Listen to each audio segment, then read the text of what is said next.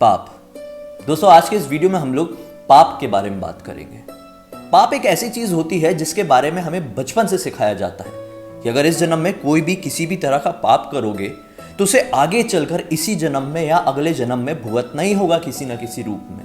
उसके बाद भी हम हर एक इंसान अपने हर एक कदम में, हर एक पल में ऐसे ऐसे पाप कर बैठते हैं जिसके बारे में कई बार हमें जानकारी भी होती है, तो कई बार हम कई सारे पाप अनजान बने बैठे भी कर देते हैं।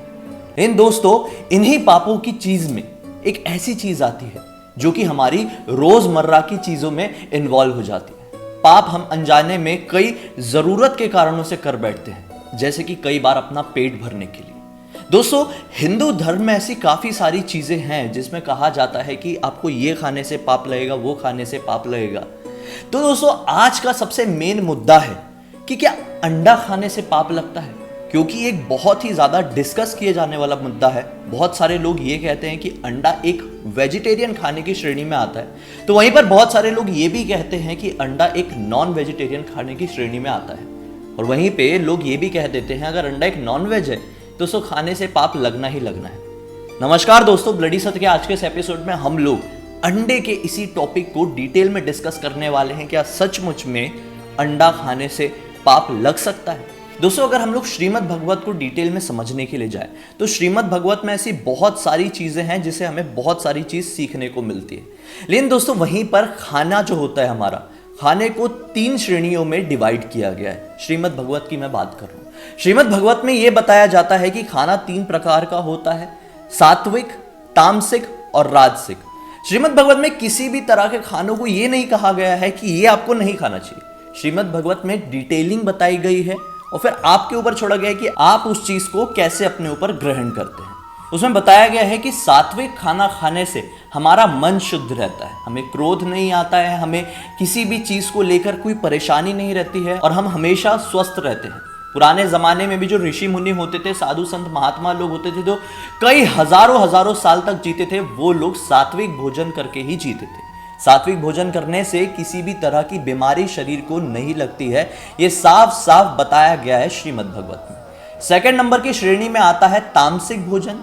तामसिक भोजन एक ऐसा भोजन आता है जिसे हम लोग रोजमर्रा की जिंदगी में खाते हैं, मतलब कि ऐसा खाना जिसमें तेल, मिर्च, मसाला ये सब चीजें बहुत ज्यादा मात्रा में होती है। बताया गया उसमें कि जो लोग इस तरह का भोजन करते हैं उन्हें बीमारी भी होती है, उनकी उम्र भी नॉर्मल जो सात्विक भोजन खाते हैं उनके कंपैरिजन में कम होती है, उनकी हेल्थ भी इतनी अच्छी नहीं रहती, उन्हें क्रोध आता है और उनका मन हमेशा अशांत रहता है। और तीसरे नंबर की श्रेणी में आता है राजसिक भोजन, यानी कि एक ऐसा भोजन जो कि तामसिक भोजन से भी एक लेवल ऊपर रहता है, जिसमें मांस, मदिरा ये सारी चीजें इन्वॉल्व रहती हैं।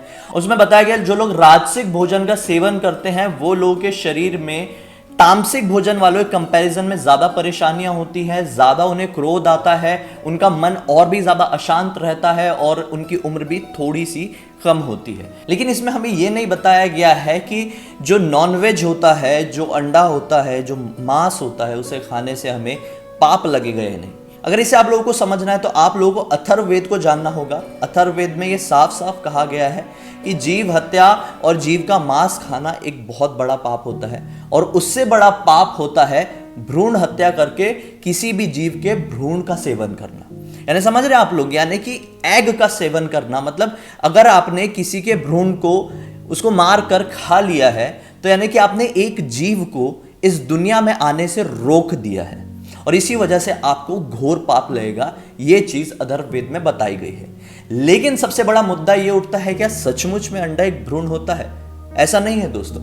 दरअसल जो अंडा होता है हमेशा नहीं है कि उसके अंदर जान रहे ही, क्योंकि अगर जो अंडा मेटिंग के कारण पैदा होता है एक हैन से, उस अंडे के अंदर एक जीव होता है, आगे चलकर जीव पनपने की उसमें एक क्षमता होती है। और अगर इस तरह के अंडे का हम सेवन करते हैं यानी कि हम एक जीव को आने से रोक रहे हैं। लेकिन ऐसे भी अंडे होते हैं जो विदाउट मेटिंग हैन से मिलते हैं, मुर्गी से मिलते हैं, और उस प्रकार के अंडे में किसी भी तरह का जीव पनपने की कोई संभावना होती ही नहीं। तो उस तरह के अंडे को अगर आप लोग खाते हैं तो इसका मतलब यह है कि आपने किसी भी जीव को दुनिया में आने से नहीं रोके। तो यहां पर भी एक बहुत बड़ा क्वेश्चन मार्क क्रिएट हो जाता है, क्या हम लोग जो अंडा खा रहे हैं उसमें किसी भी तरह का जीव पनपने की उम्मीद थी या फिर नहीं थी? ये सबसे बड़ा क्वेश्चन मार्क है। शायद इस सवाल का जवाब तो आने वाले समय तक कोई नहीं दे पाएगा, क्योंकि इतनी भारी मात्रा में इस दुनिया में अंडों की पैदावार और अंडों का इंपोर्ट एक्सपोर्ट और खाना पीना होता है कि एक एक अंडों का हिसाब लगाने जाएंगे तो पता नहीं कितने हजारों साल बीत जाएंगे। तो दोस्तों, इससे ये साबित हो गया है कि ये अंडा खाना भी उसी श्रेणी में आता है जिस श्रेणी में हम लोग अपने रोजमर्रा की जिंदगी में आए दिन आए समय कितने सारे पाप कर बैठते हैं। हमें नहीं मालूम कि ये पाप हो रहा है हमसे या फिर नहीं हो रहा है। तो इसे आज हम एक क्वेश्चन मार्क के साथ ही छोड़ेंगे और आप लोगों की राय जानने की कोशिश करेंगे। लेकिन बहुत सारे लोग अब ये कहेंगे कि आप तो ये कह दिए कि मांस खाने वाले लोग, अंडा खाने वाले लोग पाप करते हैं, तो जो पेड़ पौधे जो आप खाते हैं, वेज खाते हैं, सब्जियां खाते हैं, वो उनमें भी तो जान होती है ना, आप उनकी भी जान ले रहे हैं। तो ऐसे लोगों के सामने मैं क्लियर कर दूं, जैसे कि हम जो आटा खाते हैं, रोटियां खाते हैं, वो गेहूं से आता है और गेहूं की फसल सब लोगों को पता है 3 से 4 महीने तक ही जीवित रहती है। अगर हम लोगों ने उसे नहीं खाए तो वो गेहूं की फसल अपने आप ही मर जाएगी और प्रकृति में मिल जाएगी।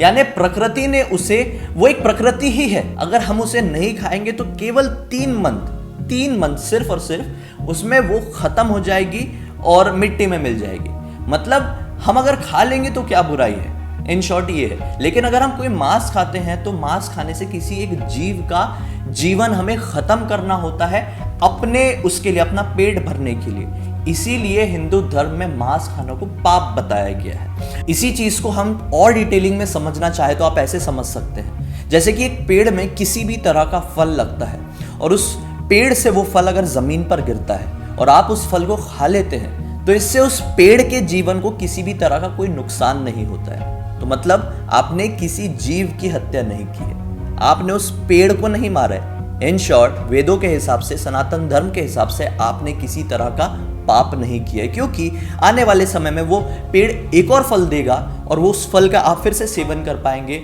और पेड़ की जिंदगी को किसी तरह का कोई नुकसान नहीं पहुंचेगा। अब बहुत सारे लोग ये भी कहते हैं कि गाय का दूध जो आप लोग पीते हैं ये भी तो एक पाप है। आप एक बछड़े का खाना उससे छीन रहे हैं, आप बछड़े का दूध उससे छीन रहे हैं जो केवल उसी में जीवित रह सकता है, तो आप बहुत बड़ा पाप कर रहे हैं। तो मैं ऐसे लोगों को भी क्लियर कर दूं कि गाय का दूध पीना किसी भी तरह का पाप हो ही नहीं सकता, क्योंकि एक गाय जो होती है ज्यादा मात्रा में दूध देती है और जो उसका बछड़ा होता है वो अपने वजन के कंपैरिजन में 10% ही दूध पी सकता है। ये साइंटिफिकली प्रूवन है। फॉर एग्जाम्पल, एक बछड़ा अगर 20 किलो का है तो वो एक दिन में केवल और केवल 2 लीटर ही दूध पी सकता है। तो इसका मतलब क्या हुआ, गाय के थनों से केवल और केवल 2 लीटर दूध ही निकला, बाकी का दूध गाय के थनों में ही जमा रह गया। और दूध में होता है ज्यादा मात्रा में प्रोटीन, जो कि सूख कर एक ट्यूमर का रूप ले सकता है, जिससे गाय की जिंदगी को बहुत बड़ा नुकसान पहुंचेगा। अगर आप लोग बोलेंगे कि बछड़ा ज्यादा भी पी लेगा तो क्या हो जाएगा, तो भी आप उसका खाना छीन ही रहे। मैं बताता हूं क्या होगा। अगर बछड़ा ज्यादा मात्रा में दूध पिएगा तो उसे लूज मोशंस होने लगेंगे, फिर उसकी ज्यादा तबीयत खराब हो जाएगी, उसकी जिंदगी को भी बहुत बड़ा नुकसान पहुंच सकता है। मतलब एक बछड़ा जब तक अपने बॉडी वेट से 10% ही दूध पी रहा है तब तक वो बेस्ट है, वो फिट रहेगा, नहीं तो वो अपनी जिंदगी को रिस्क में डाल रहा है। मतलब अब तो वो 2 लीटर ही पी पा रहा है, लेकिन बाकी का दूध तो गाय के थनों में जम के प्रोटीन बन के, प्रोटीन जो सूख जाएगा वो ट्यूमर का रूप ले सकता है।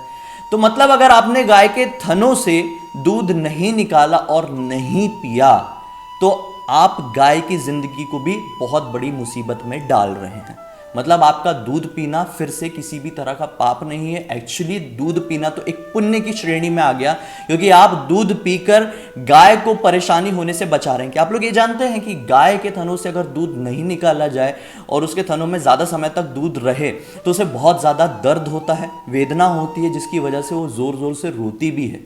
नहीं जानते होंगे बहुत सारे लोग जिन्होंने गायों को नहीं देखे होंगे अपने सामने। तो इससे ये भी क्लियर हो गया है कि जो गाय का दूध होता है वो पीने से किसी चीज से पाप नहीं लगता है और आप इस प्रकार से किसी बछड़े का खाना भी उससे नहीं छीन रहे हैं। आप लोग उम्मीद है ये भी समझ गए होंगे कि किसी तरह से आप जो आटा खा रहे हैं, गेहूं खा रहे हैं, कोई भी फसल खा रहे हैं, वो खाने से आप पाप नहीं कर रहे हैं, आप उस पेड़ की जिंदगी को नुकसान नहीं पहुंचा रहे हैं, क्योंकि वो प्रकृति है। केवल 3 से 4 महीने में वो खत्म हो जाएगी और वापस से उपज होगी उसकी। और फल वाला भी एग्जाम्पल आप समझ ही गए होंगे। खैर, ये तो बहुत ही ज्यादा सेंसिटिव टॉपिक है, तो मैंने आज आप लोगों के सामने ये टॉपिक लाकर रख दिया हूं। बस मेरा काम था आप लोगों को बताना क्योंकि बहुत सारे लोग ये सवाल कमेंट सेक्शन में पूछते हैं कि वेदों के हिसाब से सही है गलत है। मैं किसी के घर में आकर तो किसी को रोक नहीं रहा हूं कि आप लोग खाओ या नहीं खाओ, आपको नहीं खाना चाहिए, आपको ये चीज नहीं पीना चाहिए। आपकी लाइफ है, आपकी चॉइस है, आप डिसाइड कर सकते हैं। बस मैंने बहुत सारे लोगों के सवालों का आज जवाब देने की कोशिश किया हूं। उम्मीद है आप लोगों को वीडियो पसंद आया होगा और कुछ जानकारी भी मिली होगी कि हर तरह के अंडे खाने से पाप नहीं लग सकता, क्योंकि हर तरह के अंडे में जीव नहीं होता है। लेकिन इसे कैसे समझा जाए ये भी इम्पॉसिबल है। तो चलिए, अब तक इस वीडियो को देखे तो लाइक जरूर कर देना, चैनल को सब्सक्राइब करके बेल आइकन को दबा के ऑल के ऑप्शन में क्लिक करना, क्योंकि किसी तरह के हैरान कर देने वाले वीडियो आप लोगों के सामने रेगुलरली लेके आता रहता हूं। इंस्टाग्राम की लिंक इस वीडियो डिस्क्रिप्शन बॉक्स में मिल जाएगी, क्लिक करके डायरेक्टली वहां पर पहुंच जाएगा। चलिए, कल फिर से मिलते हैं एक और कहानी के साथ। तब तक के लिए बहुत बहुत धन्यवाद। आपका दिन शुभ हो।